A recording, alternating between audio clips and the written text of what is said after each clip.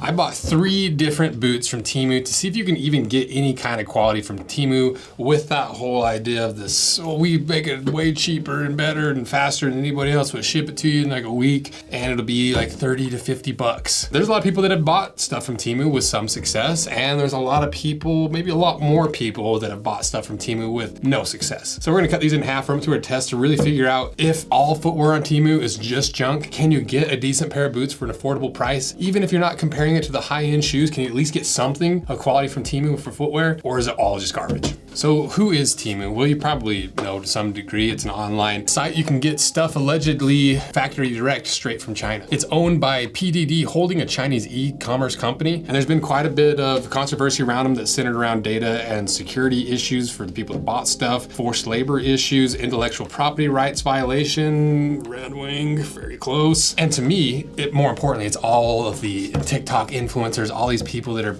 clearly being paid to promote absolute garbage that is fast fashion, but that's only been close. So I don't know for sure if there's any quality footwear you can actually get from TEMU. So what are these shoes? Well, they're all just like SEO friendly TEMU word salads. Clearly, this one's modeled after a Red Wing, and this boot can range anywhere from $30 to $75. This is more modeled after maybe your more semi-dress boots. You could say it's a Thursday. This to me looks like your Thursday. You know, this is clearly going after Thursday, the more heritage dress sneakers. So you've got your Red Wing, you've got your Thursday, and then your kind of regular. And the way they position these products is not even worth going over, because it's full of false claims, like it's real leather, full grain leather, Goodyear Welt construction, and this video would be 45 minutes long if we went through all that. So suffice it to say that the entire description is off. So let's start going through the details of these boots, really figure out, is any of it leather, is it any quality, or should you just avoid all of it. Did zero prep work for this because I thought it'd just kind of be fun to do an impromptu test, because these should be pretty obvious what they are. So if we look at the leather first, as you can see, that is not leather. Leather does not get sticky, it does not melt, it does not sizzle when you burn it. And this is the more convincing of the 3 when it comes to the fake leather, because it almost looks like leather. The problem with fake leather is it doesn't have that internal fiber structure that makes leather such a strong material. You can even see with this one, there's no fiber structure in there at all. It's basically just foam with a little bit of plastic on top. So functionally, it's a worse material, fake leather. Maybe just from the perspective of feeling like you're being more environmentally friendly, there's a case to be made, but this is all just plastic. There's no natural materials in this at all. It's all just man-made junk. That the problem is, it's not just the durability issue, it's the aesthetic issue too, because after a few steps, it's so crunchy. See, as soon as you start flexing it and wearing it, that this fake leather immediately is creasing, it's not holding its shape anymore, and leather does that too, but leather has that internal structure that allows it to flex and bend and wrinkle like this without ruining the structural integrity, whereas when it's just foam, this is the top coat separating, it's the foam separating from itself. The material is already breaking down instead of breaking in like real leather. We just dropped our hand-sewn lanyards, and this is a callback to early days Anvil, when I was just up in like at art shows selling like 2 or 3 of these a day and just trying to make enough money to pay the rent on that first shop that I was like, I just have to make $1,000. And I was just making a bunch of these lanyards, a bunch of the wallets and stuff, and we just never got back around to making these. Well, after we made that cinching wrist strap for the cameras, I was like, that die could work just fine as a lanyard. And it was almost by accident that this worked, because that one strip of the cinching wrist strap works perfectly to just sew it up on into itself, to wrap around itself, and those 3 points of sewing make a perfect little wrist strap. Just big enough to get your hand in.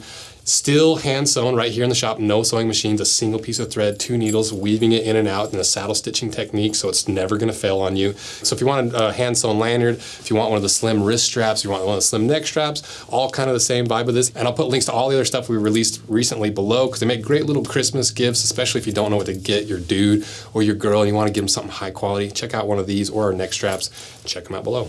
But as for the inside, you know, I doubt this is real leather, but it looks like it's supposed to be leather lined. And leather linings are superior to me in a lot of ways, because once again, they're more durable. That's fake leather.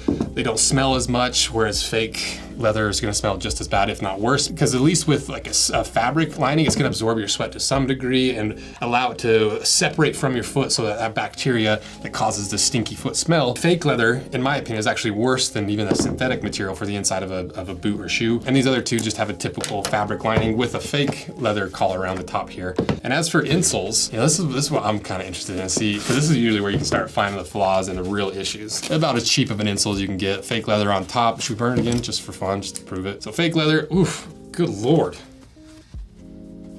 That smells like cat. This one is actually, it looks a little bit better, to be honest. You've got a couple different density, well, you've got a fabric on the bottom of basically the same foam. It's got a couple more contours and things to it, but marginally better. And then the third one, more the same. And like, you know, these are being sold by different sellers, but they're clearly coming from like the same factory.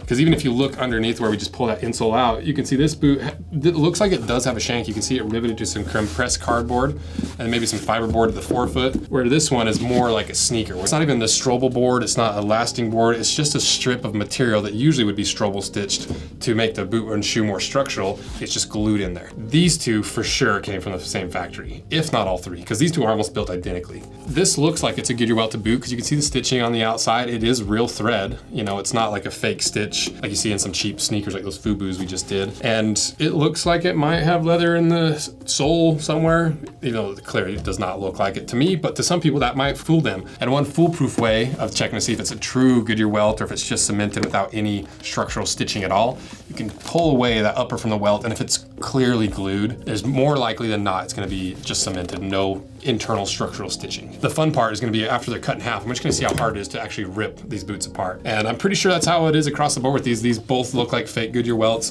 This one at least has some dedicated attempt to make this heel stack look like it's leather, where this one's just like clearly just plastic. And there was an attempt to make it look like a half sole, but just based off of everything, I'm willing to bet these are gonna be identical on the inside. So let's cut these in half, see if there's any way you could justify wanting a pair of $30 TEMU boots.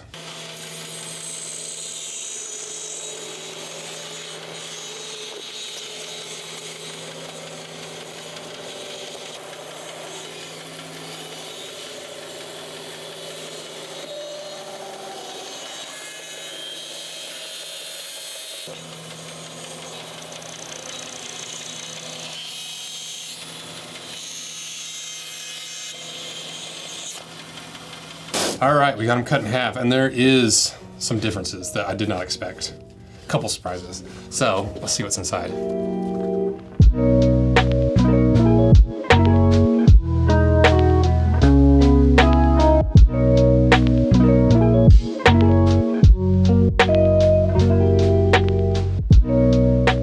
So what's on the inside? A whole lot of junk. You know, there's been some worse shoes and boots that we've seen out there, but this is your standard bottom of the barrel quality construction, where you can see you got some cheap compressed cardboard and some pink fiberboard. At least it's supposed to look like fiberboard. It's more just compressed. Yeah, see that? It just broke. It's made to look like Texon fiberboard, but it's just a cheaper alternative. You can see they did attempt to make it look higher quality by like having a suede-ish looking material at the heel, but it's literally just foam. And other than that, it's just bottom of the barrel rubber. You can see all the voids and the junk in the rubber and all the impurities and how it just crumbles and falls apart. All the giant voids that are unsupported, especially in the forefoot. And let's do a little rip test, huh? How hard is it to rip a TEMU boot? Uh-oh, I don't think it's gonna be very hard. Oh, maybe not. It actually might be tougher than I thought. Ooh, you hear my shoulder pop? That is cemented pretty well. Let's try the toe.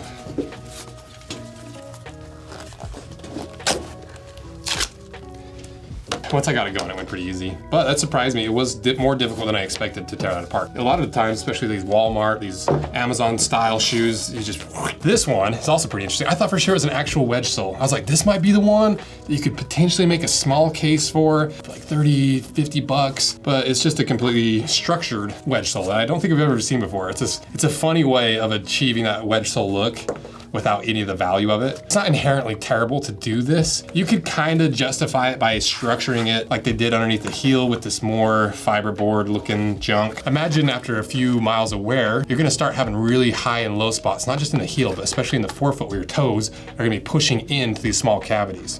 And just to show you how poorly glued in that is.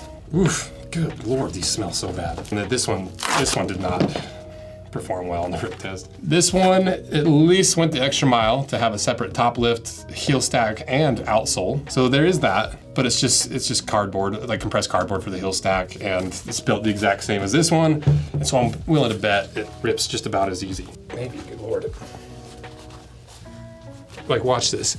Like when you try to pull it away, that material just stretches and like the whole inside wants to like come loose. It is bonded well right there. That is one good thing about these. You can say that at least they're somewhat cemented well compared to any other shoe that we've done in this price range. Let's try the heel. Let's see the heel, how the heel's held on there. Okay, just gonna pry the heel off.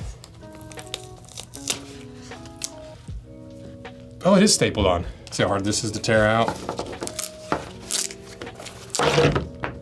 Once it starts going, you know, it's pretty easy to rip apart. So, should you buy anything from TEMU? When it comes to footwear, not as far as I'm concerned. You're way better off saving for a couple more months and buying like a $60, $70 pair of shoes. And clearly they're using iconic silhouettes that people that don't know boots and shoes are like, hey, they look the same. They say it's leather, they say it's a wedge, so it says all these things that I'm seeing on both these sites. One is $50, one's $350. What's the difference? I'll gamble on 50 bucks. And then you get this, and in a few days it falls apart. But the entire TEMU concept is nothing but a misleading scam as far as I'm concerned. Because I've yet to see anything of any value come from TEMU, and especially when it comes to footwear. It's hard to make a case that these are worth anything more than like 10 bucks. So let me know what you guys think. Maybe there's some other pockets on TEMU that actually make high quality stuff, but as far as I can see, it's nothing but junk. So thank you guys. See ya. And avoid TEMU.